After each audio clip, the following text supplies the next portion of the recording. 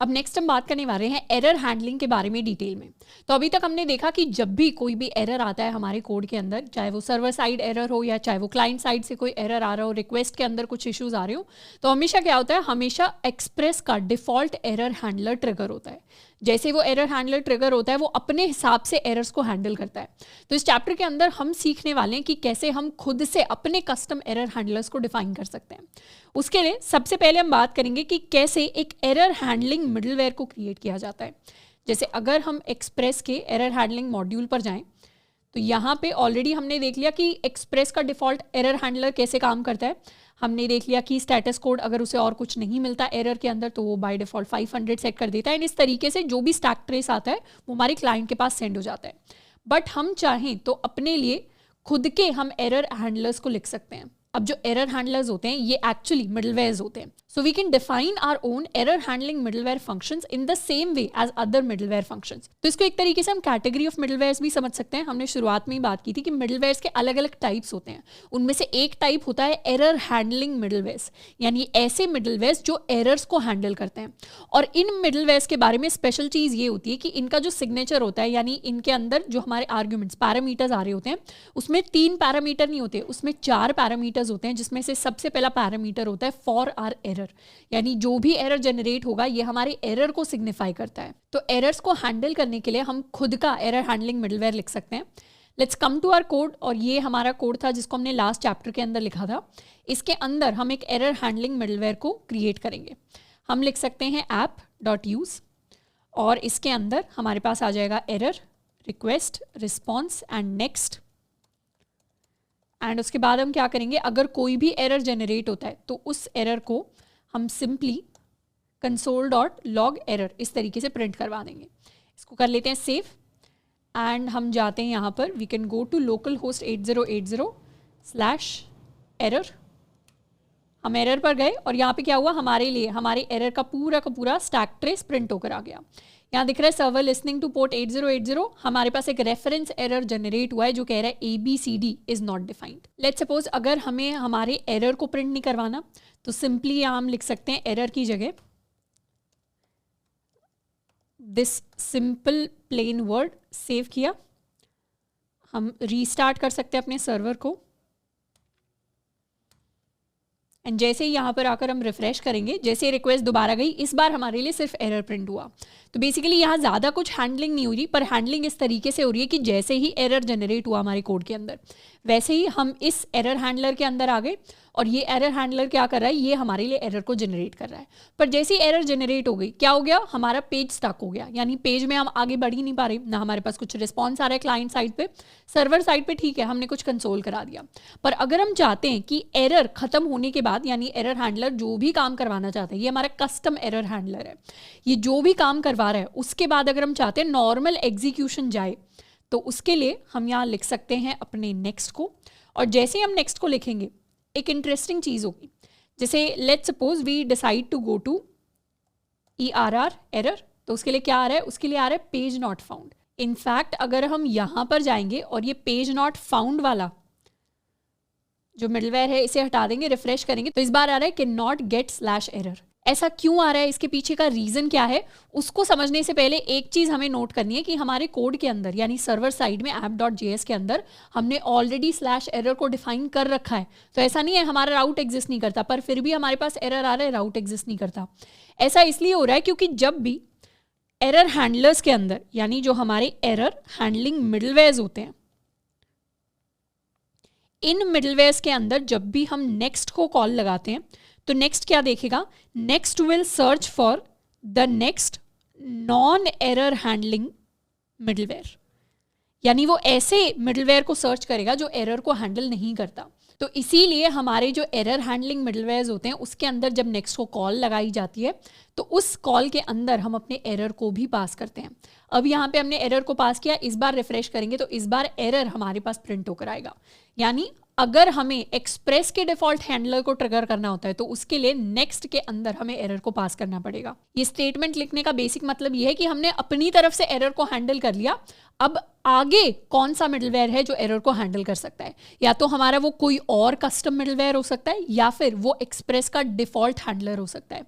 Let's suppose if we make another middleware, इस तरीके से अगर हम एक और एरर हैंडलिंग मिडलवेयर बना देंगे, ये है हमारा एरर 2 मिडलवेयर, एंड इसके बाद दोबारा से नेक्स्ट एरर को हम कॉल लगाएंगे।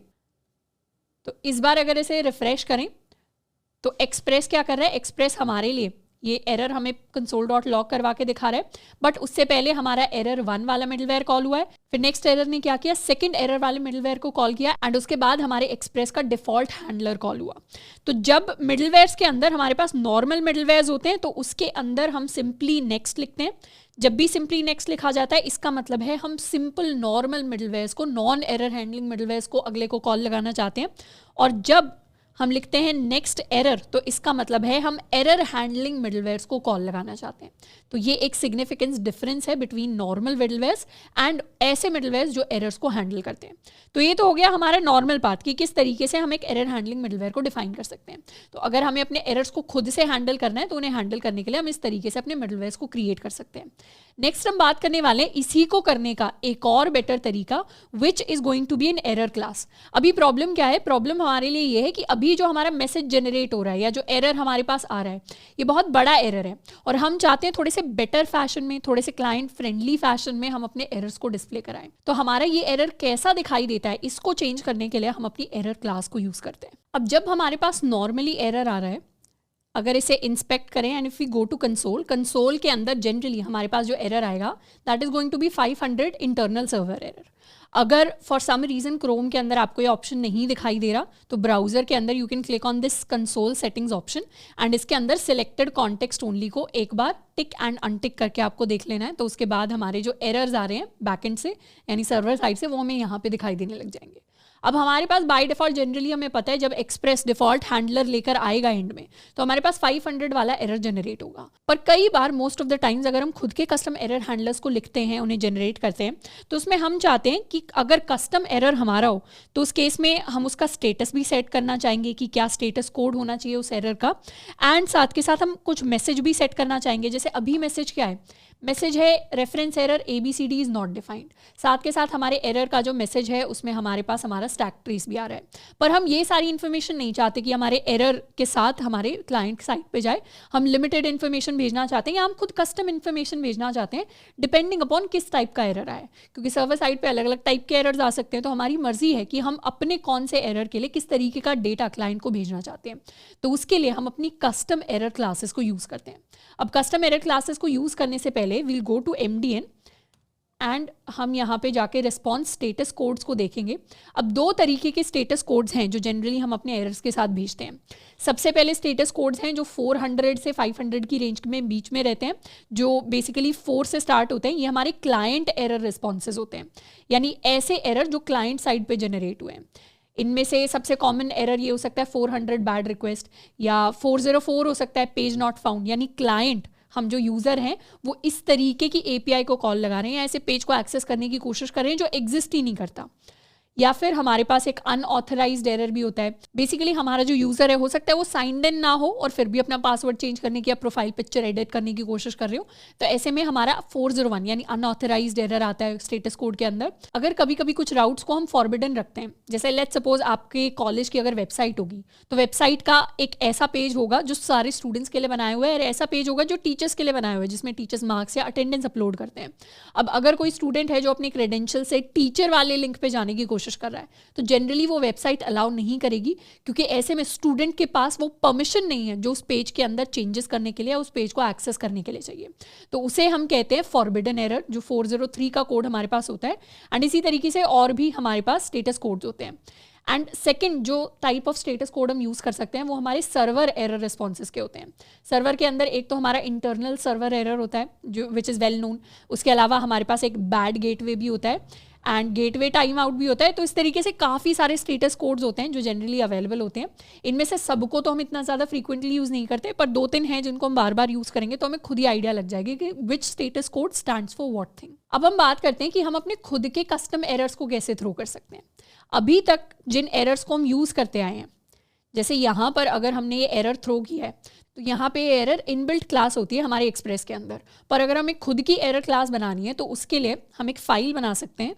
वील कॉल इट expresserror.js और एक्सप्रेस एरर के अंदर हम एक क्लास बनाएंगे जिसका नाम ही है एक्सप्रेस एरर। इसका नाम हम वैसे तो कुछ भी रख सकते हैं, we can call it my error, we can call it error1, error2, इस तरीके से कुछ भी नाम हो सकता है क्योंकि ये क्लास हमारी कस्टम क्लास है जिसको हम खुद बना रहे हैं।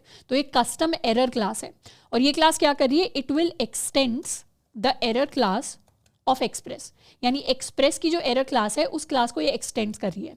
अगर हमें ऊप्स की यानी ऑब्जेक्ट ओरिएंटेड प्रोग्रामिंग के वो जो कॉन्सेप्ट्स थे जो हमने पढ़े थे जावास्क्रिप्ट के अंदर वो याद आ रहे हैं, तो यहाँ पे क्या हो रहा है, यहाँ पे इनहेरिटेंस हो रही है। इनहेरिटेंस कहने का क्या मतलब होता है, जब भी एक्सटेंड्स होता है तो इसका मतलब एरर क्लास के अंदर जो भी प्रॉपर्टीज़ थी वो अब हमारी एक्सप्रेस एरर क्लास के अंदर भी आ जाएंगी।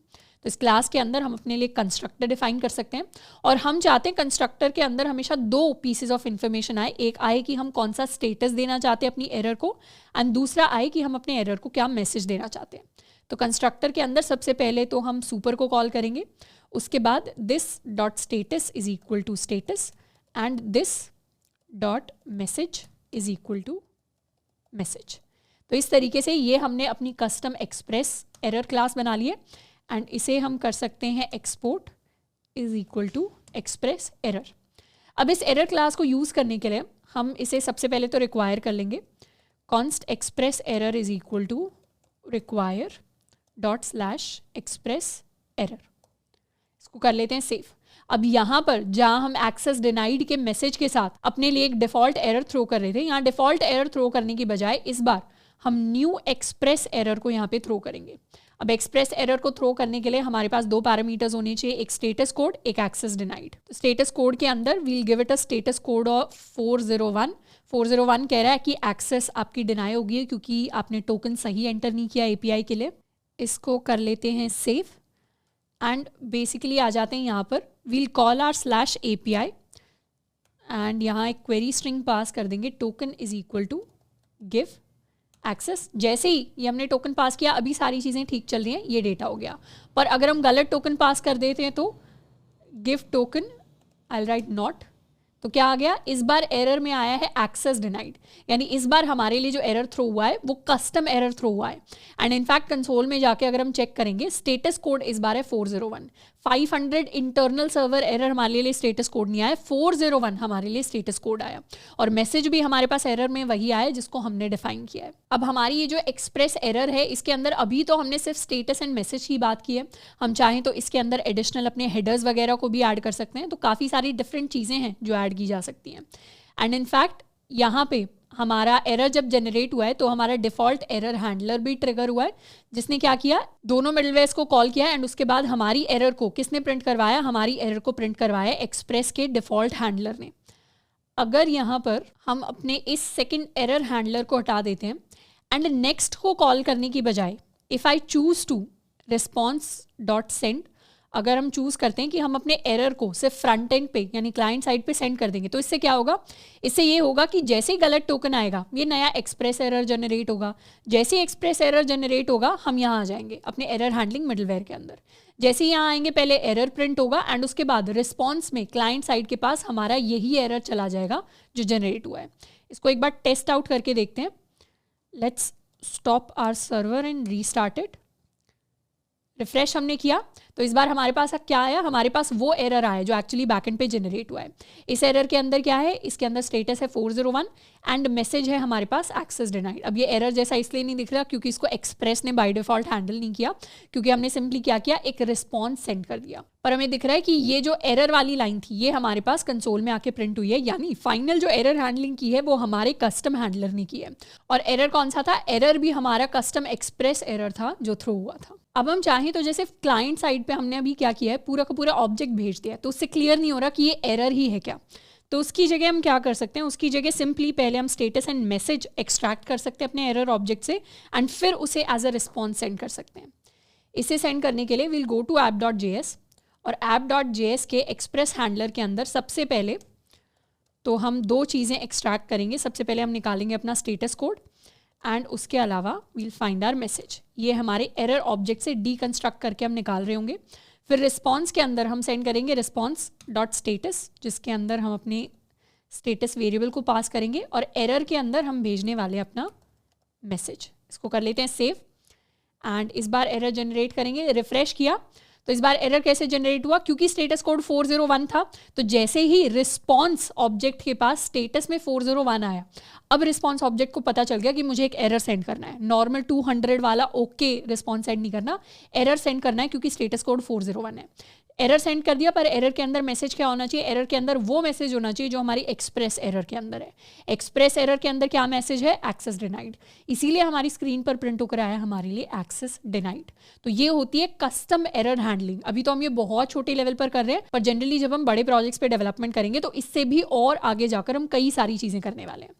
अब यहाँ पर एक चीज़ नोट करनी है कि लेट्स सपोज ये तो एक्सेस टोकन वाला हो गया जिसमें हमने एक्सप्रेस एरर को थ्रो किया। जब भी हम अपने एक्सप्रेस एरर को थ्रो कर रहे हैं जिसे हमने डिफाइन किया है, तब तो चीज़ें ठीक चल रही हैं, यानी हमारी कस्टम एरर हैंडलिंग हो रही है। स्टेटस कोड भी वही आ रहा है जो हम चाह रहे हैं एंड ये चीज़ भी वही आ रही है जो हम चाह रहे हैं।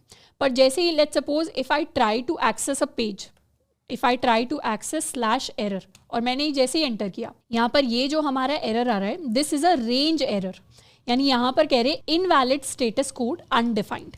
तो बेसिकली ये एरर किस लिए जनरेट हुआ, ये एरर इसलिए जनरेट हुआ क्योंकि जो हमारी एरर ऑब्जेक्ट है उसके पास कोई वैलिड स्टेटस कोड नहीं है।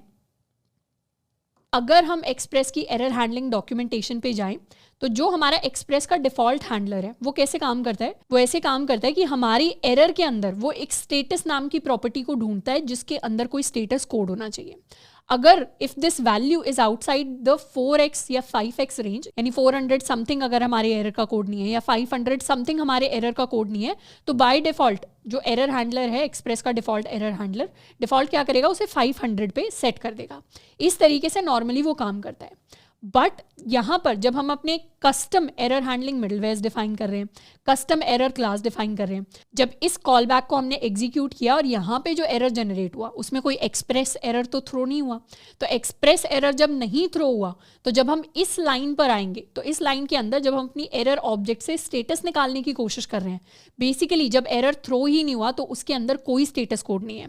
इसीलिए स्टेटस कोड की वैल्यू इस लाइन के अंदर, लाइन नंबर 30 के अंदर अनडिफाइंड है। इनफैक्ट अगर हम अपना ये स्टैक ट्रेस देखें तो यहाँ पर भी app.js के अंदर लाइन नंबर 31 ने शुरुआत की है इस एरर की, और लाइन नंबर 31 पे बेसिकली रिस्पॉन्स के अंदर हम स्टेटस को सेट कर रहे हैं टू स्टेटस। पर जब स्टेटस को इस स्टेटस वेरिएबल की तरफ हम सेट कर रहे हैं, अभी ये स्टेटस वेरिएबल क्या है, अनडिफाइंड है, तो हम खुद से सेट करने की कोशिश कर रहे हैं the status of a response to something that is undefined. तो जनरली स्टेटस 200 होता है, 404 होता है, 500 होता है, बट अभी हम क्या भेज रहे हैं, अभी हम भेजने की कोशिश कर रहे हैं रिस्पॉन्स में अनडिफाइंड स्टेटस। तो ये जो एरर आया है ये उस अनडिफाइंड स्टेटस की वजह से आया है। आई अंडरस्टैंड कि अभी हम फर्स्ट टाइम एरर्स को इतना डिटेल में समझ रहे हैं, पर ये इंपॉर्टेंट है समझने के लिए कि हमारे कोड के अंदर क्या क्या गलतियां हो सकती हैं या अच्छे डेवलपमेंट प्रोसेस के लिए। तो अभी थोड़ा सा हो सकता है कंफ्यूजिंग लगे या समझने में थोड़ा सा एक्स्ट्रा टाइम लगे, बट वो टाइम हमें लगाना है because error handling is an important part of back and development. तो यहाँ पे ये basically invalid status code undefined इसीलिए जनरेट हो रहा है क्योंकि इस लाइन के अंदर जब स्टेटस निकाला गया एरर ऑब्जेक्ट से तो कोई स्टेटस नहीं था, अनडिफाइंड था, और उसी अनडिफाइंड को हम यहाँ सेट करने की कोशिश कर रहे हैं। यहाँ पे एरर इसलिए आ रहा है क्योंकि हमने एक्सप्रेस के डिफॉल्ट हैंडलर को तो बोल दिया तुम मत करो हमारे लिए काम, हम खुद अपने एरर्स को हैंडल कर लेंगे, और जब खुद अपने एरर्स को हैंडल कर रहे हैं तो स्टेटस में अनडिफाइंड भेज रहे हैं, स्टेटस में अनडिफाइंड भेज रहे हैं, तो वो हमारे लिए एरर जनरेट कर रहा है। बट अगर हम कह दें कि चलो स्टेटस कभी भी अगर अनडिफाइंड हो जाता है या उसकी वैल्यू नहीं होती, तो उस केस में हम चाहते हैं कि बाय डिफॉल्ट स्टेटस की वैल्यू सेट हो जाए टू 500, हमें उससे प्रॉब्लम नहीं है। तो उस केस में इस बार अगर एरर जनरेट होगा तो हमारे लिए क्या आएगा स्टेटस, हमारे लिए स्टेटस आएगा 500 इंटरनल सर्वर एरर। मतलब हमने बोल दिया कि स्टेटस अनडिफाइंड ना रह जाए, इसीलिए उसे एक डिफॉल्ट वैल्यू दे दो। एंड उसी तरीके से अगर एरर के अंदर जो मैसेज है उसे हम कभी कभी एक डिफॉल्ट वैल्यू असाइन करना चाहते हैं तो वो भी हम असाइन कर सकते हैं। We can call it some error occurred, इस तरीके से सेव एंड रिफ्रेश। अभी तो हमें यही मैसेज दिखाई देगा क्योंकि यही मैसेज जनरेट हो रहा है, पर अगर कभी ऐसी सिचुएशन आती है जिसमें एरर के साथ कोई मैसेज एसोसिएटेड नहीं है तो उस केस में डिफॉल्ट मैसेज हमारी तरफ से चला जाएगा। तो बेसिकली अभी तक हमने दो चीज़ें सीखी हैं। सबसे पहला कि हम खुद के एरर हैंडलिंग मिडलवेयर्स को कैसे क्रिएट करते हैं, हम खुद एरर्स को कैसे भेज सकते हैं क्लाइंट साइड को कि ये एरर हुआ है, ये मैसेज है, ये स्टेटस कोड है, एंड साथ के साथ हम खुद की एरर क्लासेस को कैसे डिफाइन कर सकते हैं। अब नेक्स्ट हम करने वाले हैं एक छोटी सी एक्टिविटी। नेक्स्ट एक्टिविटी के अंदर हम क्रिएट करने वाले एक admin route and we'll send an error with a 403 status code. Basically हम /admin का एक राउट क्रिएट करेंगे और क्योंकि हमारे जो नॉर्मल यूजर्स हैं उनके पास /admin की एक्सेस नहीं होगी, तो ये जो API है ये क्या करेगा, ये एक न्यू एरर को थ्रो करेगा। ये हमारा एक्सप्रेस एरर होगा जिसके अंदर स्टेटस कोड हम पास करेंगे 403। तो इसको क्रिएट करने के लिए हमारे लास्ट में एक app.get के अंदर we can create a route called /admin। Admin के अंदर हमारे पास रिक्वेस्ट हो सकता है, हमारे पास रिस्पॉन्स हो सकता है, और यहाँ पे हम थ्रो कर देंगे थ्रो न्यू एक्सप्रेस एरर जिसके अंदर स्टेटस कोड होगा 403 एंड इसे हम बोलेंगे एक्सेस इज फॉरबिडन या फिर access to admin is forbidden, इस तरीके का कुछ हम लिख सकते हैं। We can save it and अब हम अगर /admin पे जाने की कोशिश करेंगे तो उस केस में हमारे पास क्या आया, स्टेटस कोड के अंदर 403 आया और मैसेज की फॉर्म में लिखकर आया access to admin is forbidden. तो बेसिकली हमने अपने एरर्स को, किस तरीके के एरर को कौन से स्टेटस कोड कौन से मैसेज के साथ भेजना है वो हमने अब खुद के लिए डिसाइड कर लिया है, खुद के लिए क्रिएट कर लिया है। ये तो एक बहुत बेसिक सा एग्जाम्पल है कि फॉरबिडन एरर अगर हमें जनरेट करना है तो कैसे जनरेट करेंगे।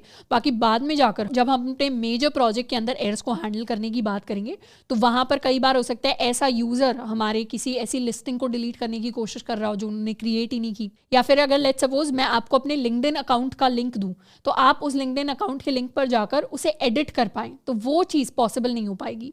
तो इसीलिए मिडलवेयर्स एंड कस्टम एरर हैंडलिंग जैसी चीज़ें एग्जिस्ट करती हैं ताकि हम अपनी मर्जी से जो भी एरर्स जनरेट होते हैं उनको खुद से हैंडल कर सकें। अब अभी तक हमने बात की कि नॉर्मल राउट्स के अंदर एरर्स को हमें कैसे हैंडल करना है। नेक्स्ट हम बात करने वाले हैं कि एसिंक्रोनस एरर्स को हम कैसे हैंडल कर सकते हैं। उसके लिए हमने अपना पुराने वाला एक लेक्चर का कोड खोला हुआ है। ये हमारा वो वाला कोड है जिसके अंदर हमने अपने व्हाट्सएप नाम के डेटाबेस को बनाया था। हमने चैट्स के बारे में बात की थी बेसिकली जब हमने सीखा था कि MongoDB को हम एक्सप्रेस के साथ कैसे यूज़ कर सकते हैं। तो डेटाबेस में हमने व्हाट्सएप की जगह एक और नया डेटाबेस है फेक व्हाट्सएप के नाम से जिसको हम क्रिएट करेंगे, और init.js यानी इनिशियलाइज डेटाबेस के अंदर भी हम क्या करेंगे, फेक व्हाट्सएप को यूज़ कर रहे होंगे। तो एक बार हम अपने MongoDB सर्वर को स्टार्ट कर लेते हैं और अभी अगर हम डेटाबेसेस को देखें तो अभी फेक व्हाट्सएप के नाम से कोई भी डेटाबेस नहीं है। What we are going to do, एक बार हम अपने init.js को रन करेंगे, node init.js, and if we try to see our databases तो अब हमारे पास ये फेक व्हाट्सएप वाला डेटाबेस आ गया। हम इसे यूज़ करने वाले हैं एंड इसे कर लेते हैं क्लियर db.chats.find। तो इस तरीके से सारी की सारी चैट्स हमारे डेटाबेस के अंदर ऐड हो गई हैं। इससे कर लेते हैं स्टॉप एंड क्लियर।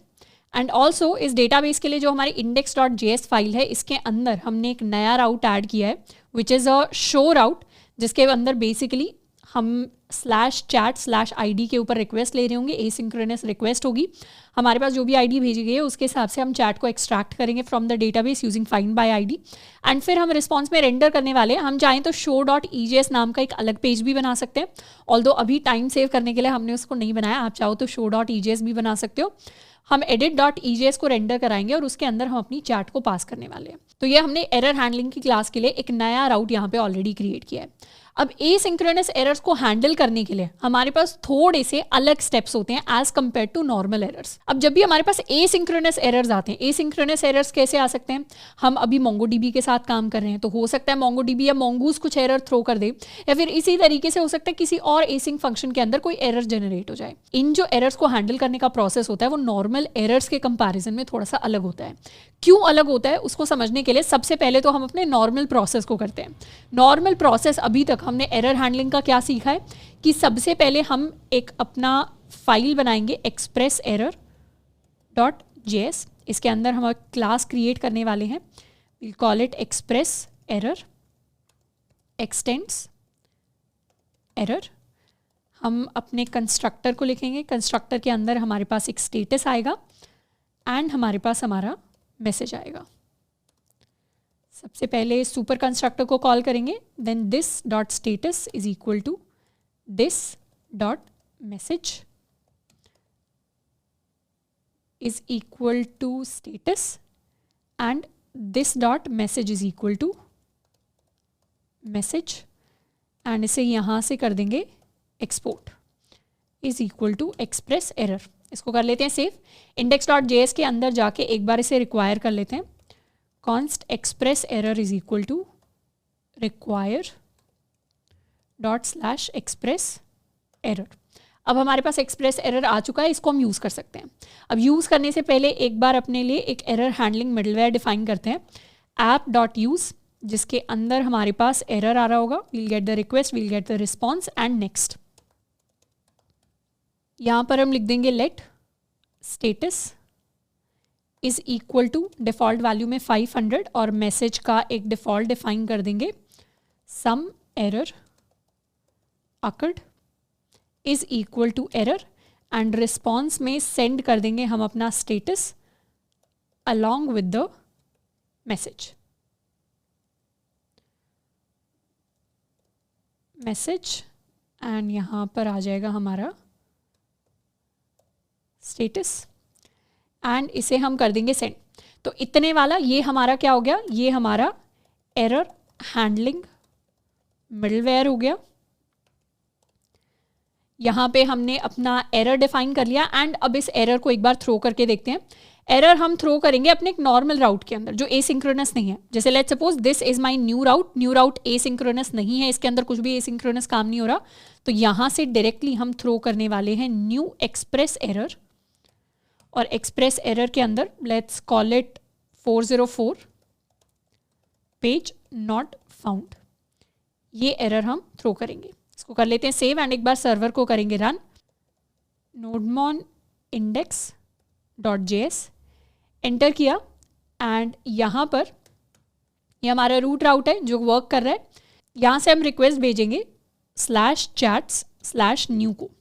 जैसे हम /chat/new को रिक्वेस्ट भेजेंगे, एंटर करेंगे, हमें एक एरर मिला, error is 404 and page not found. तो बेसिकली जो फंक्शनैलिटी हमने अभी तक सीखी है वो वर्क कर रही है। पर ये सेम चीज़ अगर हम एक एसिंक्रोनस फंक्शन के अंदर करें तो इसके लिए हम अपने शो राउट को यूज़ करेंगे। तो /chat/id पर हम रिक्वेस्ट भेज सकते हैं। रिक्वेस्ट भेजने के लिए एसिंक्रोनस एरर कहने का मतलब है कि हम एक गलत आईडी से रिक्वेस्ट भेज दें, तो जब हम चैट को सर्च करने की कोशिश करेंगे तो हमें चैट मिलेगी नहीं। अगर चैट नहीं मिलती, if chat is not found, तो उस केस में हम एक नया एरर थ्रो करने वाले हैं। नए एरर को थ्रो करके क्या करेंगे, इस एरर में लिख देंगे 404, पेज नॉट फाउंड की जगह हम लिख देंगे chat not found. And also हमारा जो व्यूज़ के अंदर index.ejs है, इसके अंदर हमने एक और एक्स्ट्रा फॉर्म के अंदर बटन क्रिएट किया है which is the show button, और जैसे ही शो के ऊपर क्लिक किया जाएगा हम रीडायरेक्ट कर जाएंगे /chat/chat id के ऊपर। तो बेसिकली वो जो हमारा राउट है उसे एक्सेस करने के लिए एक बटन हमने ऑलरेडी क्रिएट कर दिया है। तो वापस से आ जाते हैं अपने इंडेक्स पर, इंडेक्स यानी /chats पर एक बार आते हैं। तो ये सारी की सारी चैट्स हैं जो हमारे पास दिखाई देकर आ रही हैं। इसमें अगर हम फर्स्ट चैट के ऊपर जाएं विच इज़ द शो राउट, तो ये नॉर्मल शो राउट है जब हमने सही आईडी भेजी है और वो हमारे लिए वर्क कर गई। अब यहाँ पर आईडी की जगह ये जो B5 है इसे हम रिप्लेस कर देते हैं C6 से। तो हमने 2 कैरेक्टर्स को चेंज कर दिया, तो ऑब्वियसली एक गलत आईडी बन गई होगी। एंटर करेंगे जैसे ही, तो यहाँ पे क्या हुआ, हमारा सर्वर क्रैश कर गया। यानी इसने नॉर्मली एरर को थ्रो नहीं किया, यहाँ इस तरीके से हमने एरर को तो लिखा कि थ्रो न्यू एक्सप्रेस एरर, तो एक्सप्रेस एरर थ्रो करके यहाँ पे हमारे लिए कुछ कुछ चीज़ें कंसोल पे प्रिंट आउट होकर आ गई हैं। प्रोसेस टिक्स एंड रिजेक्शंस, इस तरीके से कुछ कुछ लिखा हुआ है, बट बेसिकली हमारी नोडमॉन की जो ऐप है वो क्रैश हो गई। तो जो हमने एक्सप्रेस एरर यहाँ से थ्रो किया था नॉर्मल फंक्शन से, वो तो यहाँ पर आकर हैंडल हो गया हमारे एरर हैंडलिंग मिडलवेयर में, पर जो एरर हमने अपने एसिंक्रोनस फंक्शन के अंदर थ्रो करने की कोशिश की, यानी जो एसिंक्रोनसली थ्रो हुआ है, वो हैंडल नहीं हो पाया। इसके हैंडल ना हो पाने का रीजन ये है कि जब भी एसिंक्रोनसली कोई भी एरर थ्रो होता है तो उस केस में एक्सप्रेस बाय डिफॉल्ट नेक्स्ट को कॉल नहीं लगाता। अगर नेक्स्ट को कॉल नहीं लगाई तो मतलब हमारी जो एरर हैंडलिंग होगी वो प्रॉपरली नहीं हो पाएगी। तो इसीलिए एसिंक्रोनस फंक्शंस के अंदर हमें एक्सप्लिसिटली अपने नेक्स्ट को कॉल लगानी पड़ती है। तो यहाँ पर हम जब थ्रो करेंगे न्यू एरर, तो हम थ्रो नहीं करेंगे न्यू एरर को, हम क्या करेंगे, हम नेक्स्ट को कॉल लगाएंगे और नेक्स्ट के अंदर हम अपना जो नया एक्सप्रेस एरर है उसको पास करेंगे। इसे कर लेते हैं सेव एंड दोबारा से हमारा सर्वर स्टार्ट हो गया एंड इस बार अगर करेंगे रिफ्रेश, तो रिफ्रेश किया तो इस बार हमारे पास हमारा एरर आ गया एंड 404 आया। मतलब मैसेज भी वही है, chat not found, and status code भी वही है जो हमने यहाँ पर सेट किया था, which is equal to 404। We can also set it to 500 if we wish. Refresh किया, चैट नॉट फाउंड, 500 हमारे पास इंटरनल सर्वर एरर आ गया।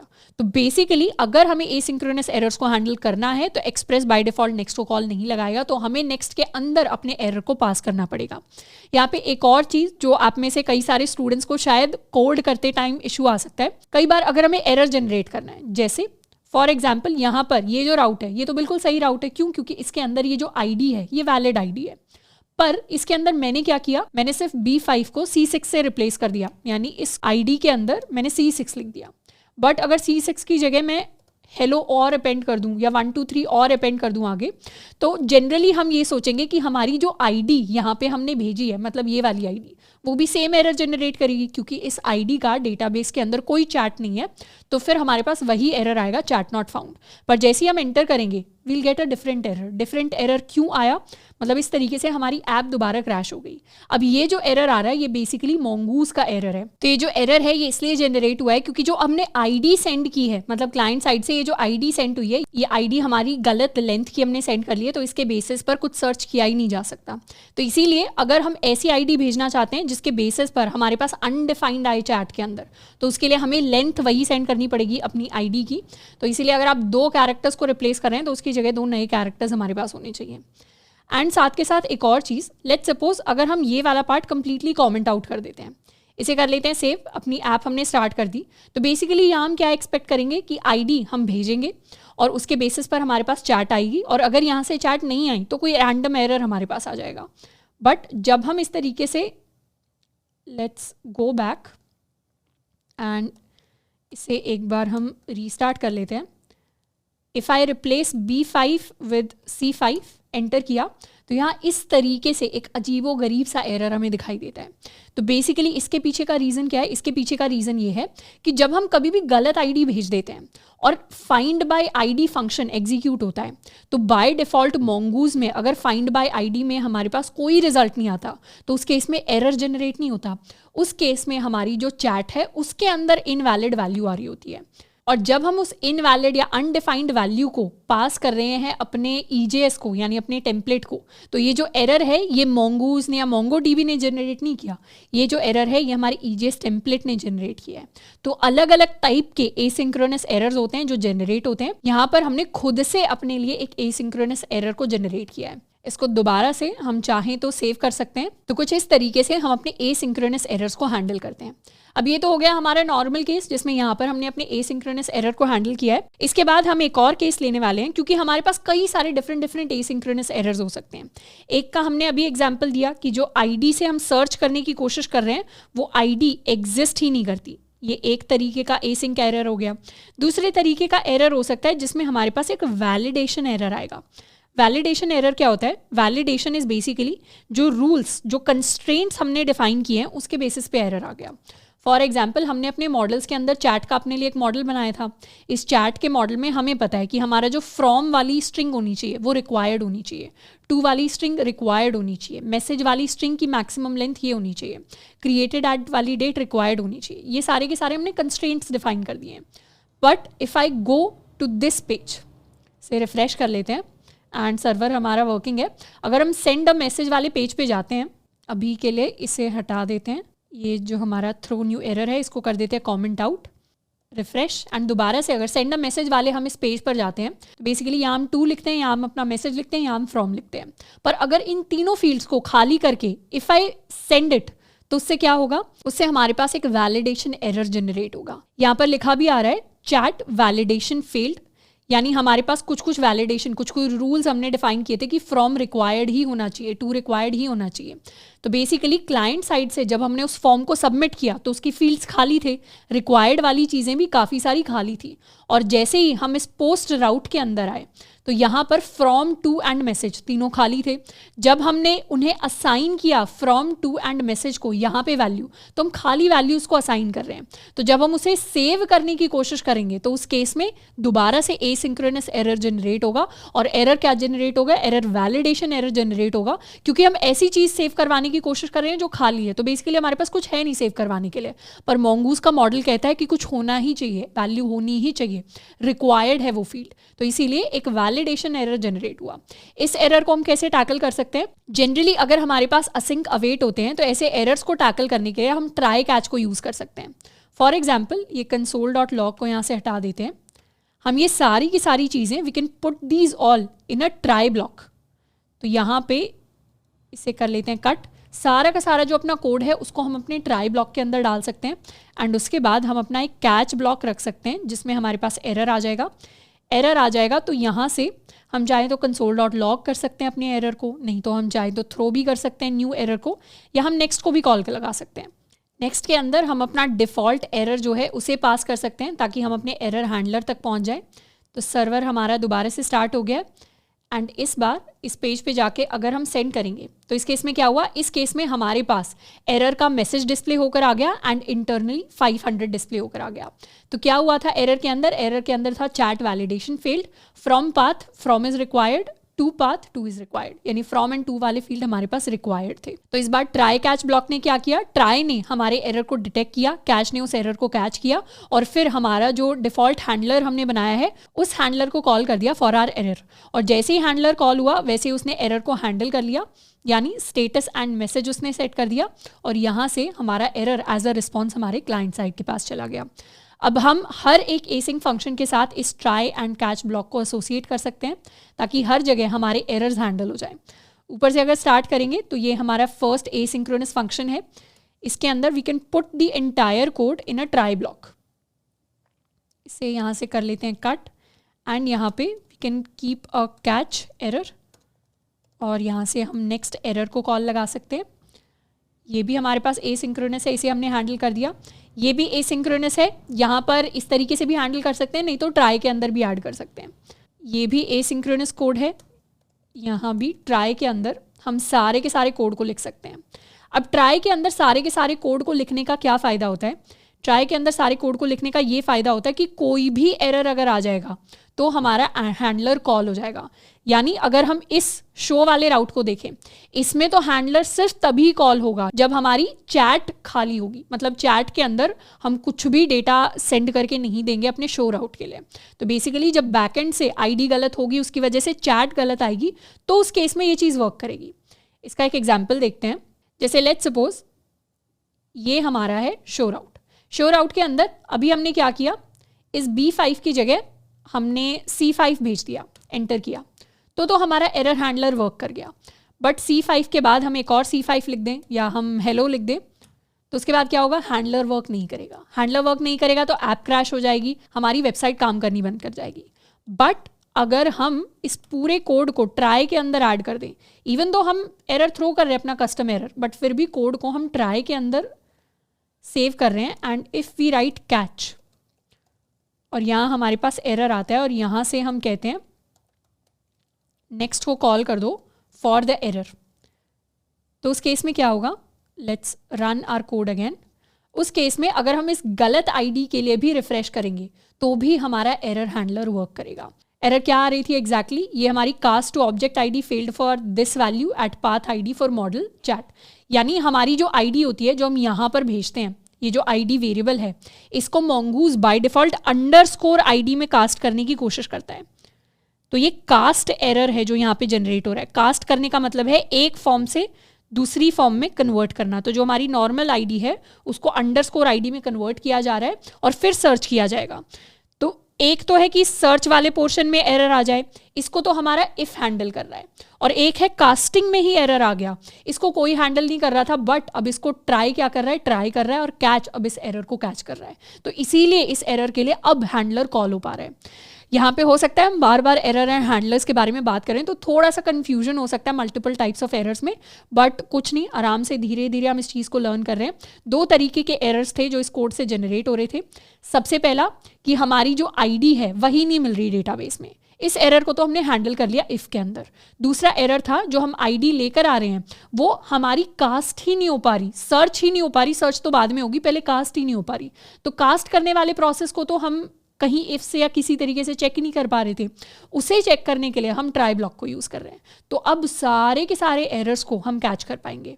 तो ये हमारा कास्ट एरर था। इनफैक्ट अगर हमें दूसरे टाइप का एरर देखना हो, फॉर एग्जाम्पल हम गलत आईडी भेज रहे हैं और अब हमारे पास जो वो इंडेक्स यानी ये जो edit.ejs वाला एरर शुरुआत में हमने इनकाउंटर किया था, इस एरर को भी अगर हम देखना चाहते हैं तो इसीलिए सिर्फ इफ लिखना काफ़ी नहीं है, क्योंकि कई तरीके के एरर्स हैं एसिंक्रोनस एरर्स जो एग्जिस्ट कर सकते हैं। तो हम ट्राई कैच को यूज़ करेंगे। इस एसिंक को भी हम ट्राई के अंदर अपने पूरे कोड को ऐड कर सकते हैं और यहाँ से हम कैच कर लेंगे अपने एरर को एंड फाइनली हम नेक्स्ट को कॉल कर देंगे for our error. Destroy route के लिए भी we can call try and catch. तो ये जो पूरा कोड है ये ट्राई के अंदर हम ऐड कर देंगे। तो इस तरीके से सारे के सारे जो राउट्स हैं एसिंक राउट्स वो हमारे ट्राई कैच ब्लॉक से सेफ हो जाएंगे। अब नेक्स्ट हम बात करने वाले हैं रैप एसिंक के बारे में।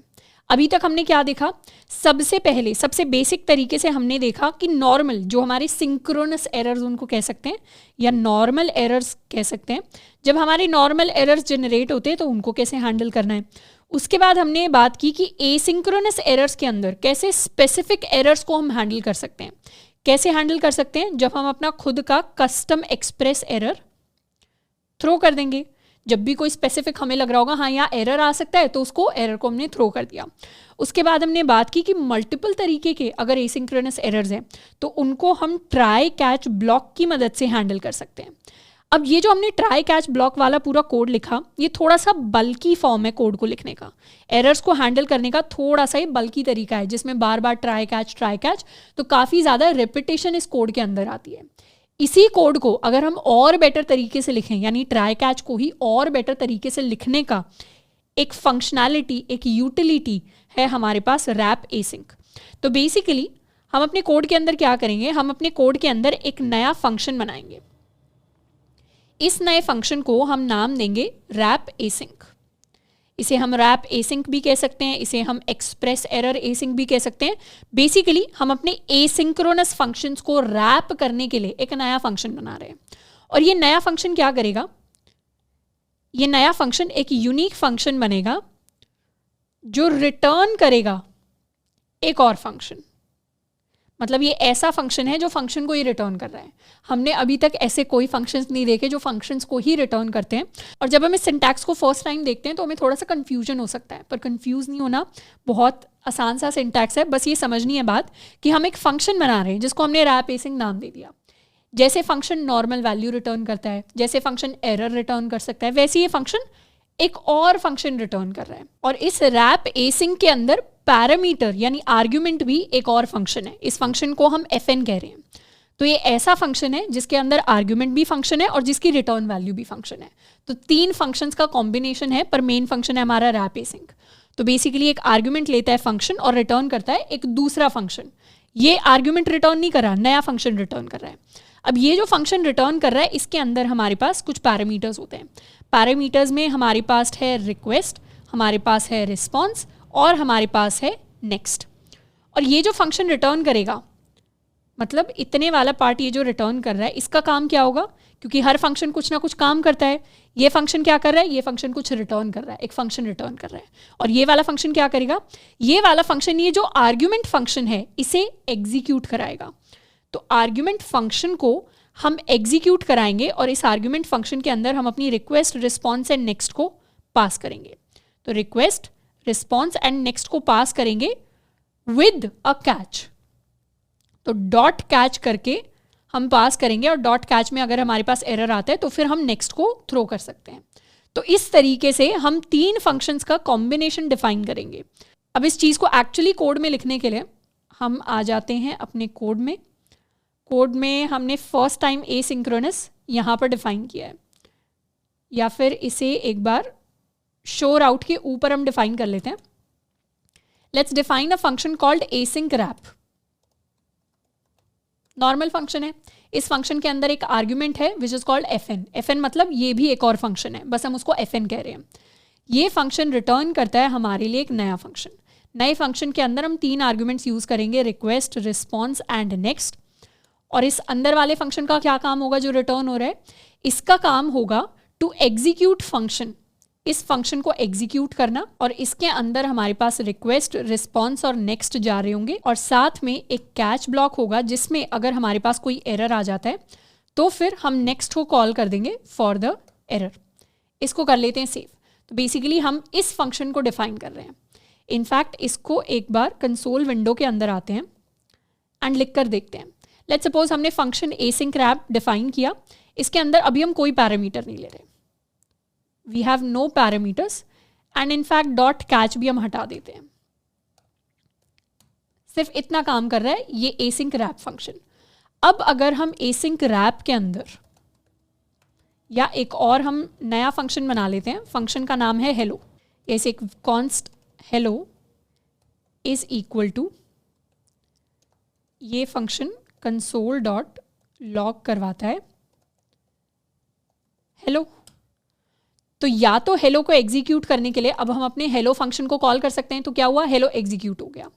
या फिर if I call async wrap, और एसिंक रैप के अंदर अगर मैं हेलो को पास कर दूं तो उससे भी क्या होगा, तो उससे एसिंक रैप ने मुझे क्या रिटर्न किया, एसिंक रैप ने मुझे एक फंक्शन रिटर्न किया। तो ये क्या है, ये रिटर्न वैल्यू है। हम चाहें तो इस रिटर्न वैल्यू को स्टोर करवा सकते हैं, कॉन्स्ट रिटर्न वैल्यू, या रिटर्न फंक्शन इसको बोल सकते हैं। ये हमारा रिटर्न फंक्शन हो गया। और जैसे ही इस रिटर्न फंक्शन को हम एग्जीक्यूट करेंगे वैसे क्या हुआ, हमारे पास हेलो प्रिंट होकर आ गया। तो नॉर्मल सी चीज़ है, जिस फंक्शन को हम एग्जीक्यूट कराना चाह रहे थे, हम बेसिकली छोटी चीज़ को कॉम्प्लेक्स बनाने की कोशिश कर रहे हैं। यहाँ पे क्यों कॉम्प्लेक्स बनाने की कोशिश कर रहे हैं उसका रीज़न अभी समझ में आएगा। पर जिस हेलो, नॉर्मल हेलो फंक्शन को हम नॉर्मली लिख के एग्जीक्यूट करा सकते थे, उसी नॉर्मल हेलो फंक्शन को हमने किसी दूसरे एसिंक रैप को आर्ग्यूमेंट की तरह पास किया, और ये फंक्शन क्या करता है, ये दूसरा कोई फंक्शन रिटर्न कर रहा है और वो फंक्शन हमारे हेलो फंक्शन को एग्जीक्यूट करवा रहा है। तो जब भी रिटर्न वैल्यू आएगी और रिटर्न वैल्यू को हम एग्जीक्यूट करेंगे तब हमारे पास हेलो प्रिंट होकर आएगा। तो नॉर्मल रास्ते की जगह हमने टेढ़ा मेढ़ा रास्ता लिया। इस रास्ते को लेने का रीज़न ये था कि जो हम यहाँ पर ट्राई एंड कैच लिख रहे हैं, अब हमें ये लिखने की ज़रूरत नहीं है। We can remove the try and catch entirely, and इसकी जगह हम यूज़ कर सकते हैं समथिंग कॉल्ड एसिंक रैप। यहाँ पर we can use async wrap, और एसिंक रैप के अंदर क्या होगा, एसिंक रैप के अंदर हम अपना पूरा का पूरा कॉल बैक पास कर देंगे। तो ये पूरा का पूरा कॉल बैक क्या है, ये पूरा का पूरा कॉल बैक हमारा fn है, हमारा फंक्शन है। और इसे डायरेक्टली, कॉल बैक को डायरेक्टली एग्जीक्यूट करने की बजाय हम बोलेंगे आप एसिंक रैप को एग्जीक्यूट करो। एसिंक रैप को एग्जीक्यूट करेंगे तो वो एक फंक्शन रिटर्न करेगा। फंक्शन रिटर्न करने का मतलब है इसने जो रिटर्न किया, ये वाला जो फंक्शन है, अब ये हमारा कॉल बैक है। और जैसे ये कॉल बैक एग्जीक्यूट होगा, इसके एग्जीक्यूट होने का मतलब है हमारा फंक्शन एग्जीक्यूट हुआ। फंक्शन मतलब यही वाला कोड जो हमने यहाँ पे लिखा था वो अब एसिंक रैप की फॉर्म में एग्जीक्यूट हुआ। और जैसे ये एग्जीक्यूट होगा, इसके अंदर हमने कैच को साथ में एक्सटर्नली ऐड कर दिया है, तो अगर कोई एरर आता है तो वो एरर हमारे पास कैच भी हो जाएगा। इसको सेव करके हम टेस्ट भी कर सकते हैं कि normally if we refresh, we go to show route, show route में B5 की जगह if I right C5 enter किया तो क्या हुआ, मेरा एरर हैंडलर ट्रिगर हो गया और चैट नॉट फाउंड मेरे पास प्रिंट होकर आ गया। ऐप हमारी, सर्वर हमारा क्रैश नहीं किया। और जैसे ये एसिंक रैप हमने यहाँ पर बनाया है, शोर आउट के लिए बनाया है, इसी एसिंक रैप को we can use it for all asynchronous functions. यहीं पे हम इस ट्राई की जगह हम अपने ट्राई कैच को अब हटा सकते हैं, हमें एक्स्ट्रा कोड लिखने की ज़रूरत नहीं है। एंड सिंपली यहाँ पर हम रख सकते हैं अपने फंक्शन को। ये हमारे पास एसिंक्रोनस हो गया। इस एसिंक्रोनस के अंदर भी हम एसिंक रैप को यूज़ कर सकते हैं। हम अपने ट्राई एंड कैच को हटा देंगे यहाँ से। इसके अंदर भी हम अपने रैप एसिंक को यूज़ कर सकते हैं। तो जनरली हमारे जो एसिंक्रोनस एरर्स आएंगे उनके लिए हम एक एसिंक रैप डिफाइन करेंगे और एसिंक रैप के अंदर अपना पूरा का पूरा कॉल बैक जो है उसको पास करेंगे। तो नॉर्मली कॉल बैक के अंदर हमें ट्राई कैच यूज़ करने की ज़रूरत नहीं है। हम क्या करेंगे, हम एक स्टेप आगे बढ़ के अपने एसिंक रैप को यूज़ करेंगे to wrap the call back.